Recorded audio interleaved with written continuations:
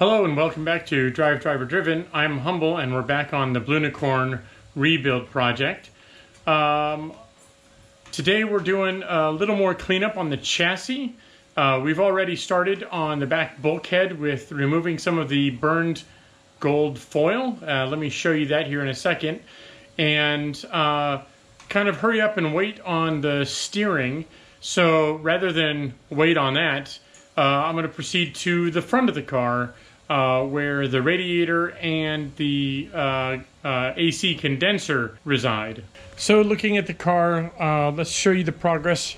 It's been done already. This is sort of on hold at the moment. I got the AC compressor, the AC lines, and the passenger side radiator tube, I guess, whatever, out of the way. And then as you can see, we already started stripping the rear bulkhead of the gold foil, which actually has a pretty strong adhesive on it. It came off fairly, somewhat easily with the wire wheel on this side, leaving some of this stuff behind here. And this is where most of the fire was. But as I kind of came across, I was having more and more difficulty even with the wire wheel, and we started pulling up at the foil, and you can see it left the very thin fiberglass weave behind with the adhesive. So this is going to take a little more to clean up. And the reason I'm not starting here today is because I might be able to take care of this with some mineral spirits, something a little cheaper than like Goo Gone or whatever for such a large area. Also on order is I have these firewall boots on well, in the mail, so to speak. They should be here shortly. And then once this bulkhead is all cleaned up, we can reapply the gold foil and generally finish cleaning up the back of the chassis, which is everything back here in the engine bay, and then everything back here where the transmission sits. Speaking of, we got all excited and welded these plates up. I still have a little bit of cleanup work to blend these in and make them look a little bit nicer, but the reinforcing plates are done. It still needs paint and protection, but I'm really happy with the way these turned out. Here's the passenger side. Completely forgot to hit them with a dimple die because I was just rearing to go and Sean was over, so it was just full go time for weld and just completely forgot a step. But oh well, they're still very strong. It just won't look as nice as a set that had been hit with a dimple die. That's all. Coming around, like I said, I removed the radiator tube on the passenger side. And why I did that is because in the front, I need to pull the radiator and the condenser here, which is a mod that I have done and a few others have done, which is to run a somewhat larger condenser up in the front of the car versus where Ultima usually has it in the side pod. The reason we have to remove these things is these old mounts here for the front clamshell have to go. You have to cut this bit of angle so it's flat across the bottom and then flat on this side, and remove basically this mount here.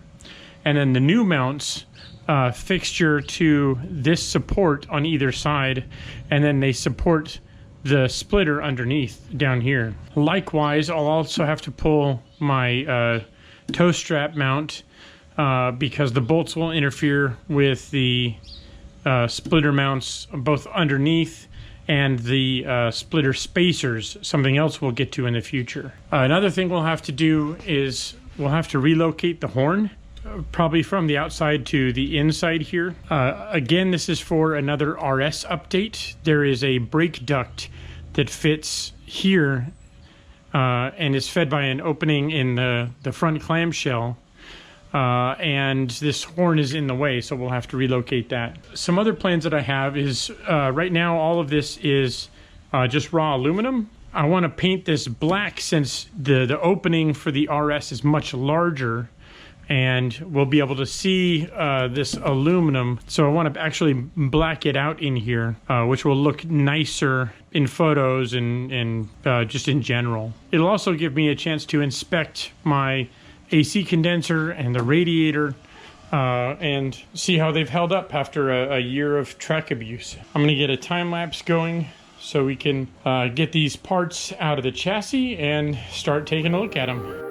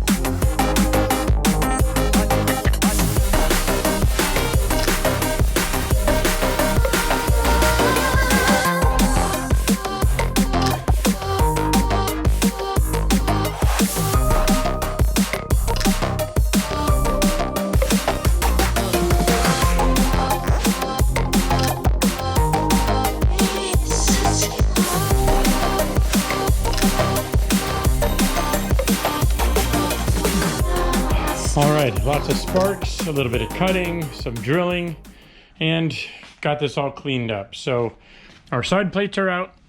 I went through and first cut the bracket here and then just ground it down and then sanded it to a finish so that this plane is flush on this tube.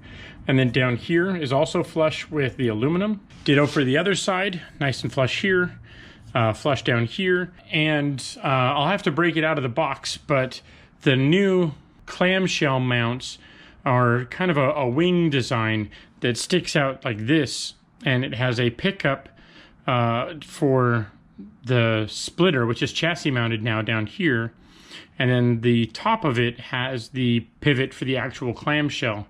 So rather than down here, it's now up here, and it rivets to this tube, and I believe it bolts through the actual splitter. So this is all set now, ready for those modifications. Next up is actually going to be prepping it for paint because I want to black out this bottom second skin for the radiator area again, because just with the opening, I don't want anything shiny through here.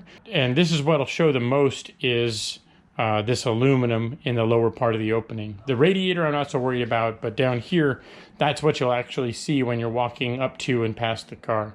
I may actually have to remove this panel as well, drilling out all the rivets and such, so I can reach behind it to mount our power lift for the front axles. We'll see. I need to break that out of the box as well and do some test fitting to see where it'll fit and how, and see if I can get to the bolts to mount it up. So lots of trial and error now with fitting all of the new RS parts. I think that'll do it for the moment.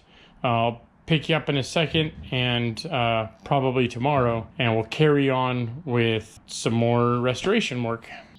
All right, next day, running out of daylight because of a project on my new road bike.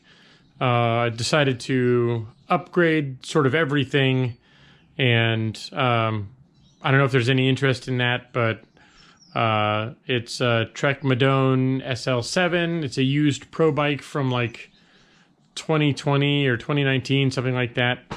Got it for a song and just transferred everything over from my road bike to that, and got finished setting it up and updating the firmware on everything because it's a Di2, and yeah, that ate up way more time than I wanted it to.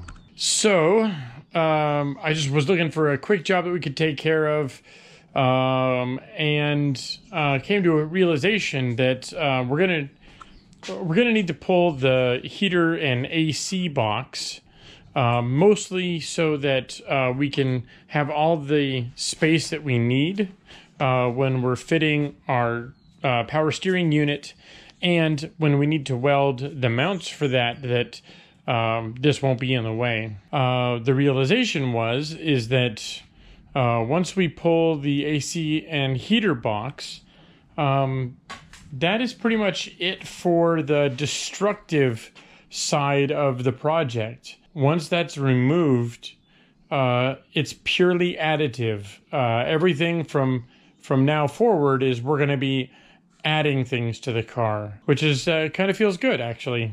Let me get you guys turned around, and we'll remove the heater box really quick.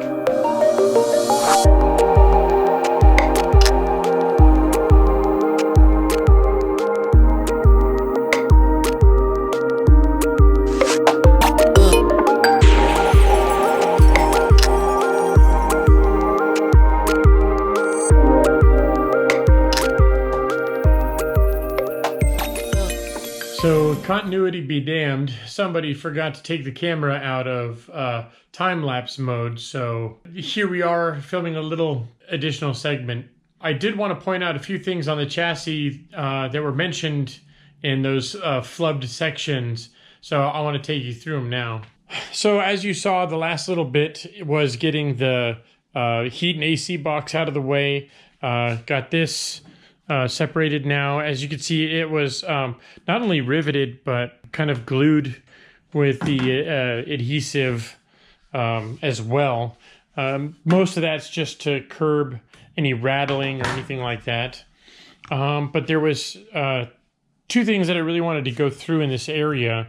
I think I've mentioned well, at least one of them in the original build videos, and that is this guy here. On a normal Ultima, this panel is not supplied.